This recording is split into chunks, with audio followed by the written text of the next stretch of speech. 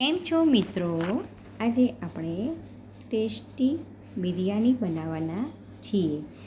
એ બી એકદમ ઇઝી અને ફટાફટ થઈ જાય તેવી.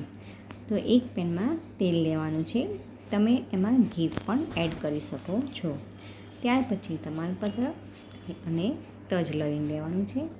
લાલ મરચું લેવાનું અને પછી આપણે એમાં થોડું જીરું નાખી દેવાનું છે.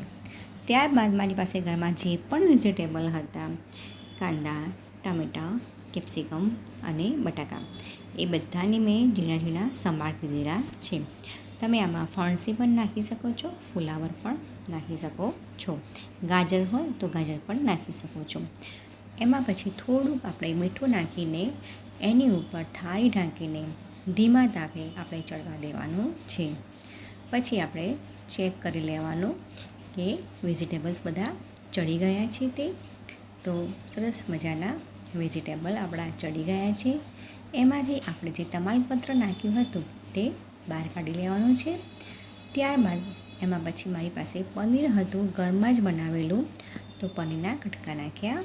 અને પુલાવ મેં પહેલાંથી જ, એટલે કે રાઈસ એની અંદર મેં વટાણા નાખી અને પહેલાંથી જ મેં સ્ટીમ કરીને રાખ્યા હતા. પછી આપણે એમાં મરચું નાખવાનું છે, ગરમ મસાલો નાખવાનો છે, એટલે કે બિરયાની મસાલો નાખવાનો છે અને હળદર નાખવાની છે. ત્યાર પછી આપણે એમાં થોડુંક ધણા પાવડર પણ નાખવાનો છે. આ બધા મસાલા કર્યા પછી આપણે એને હલાવી દેવાનો છે. હલાવતી વખતે ખાસ ધ્યાન રાખજો કે આપણા રાઈસ તૂટવા ના જોઈએ.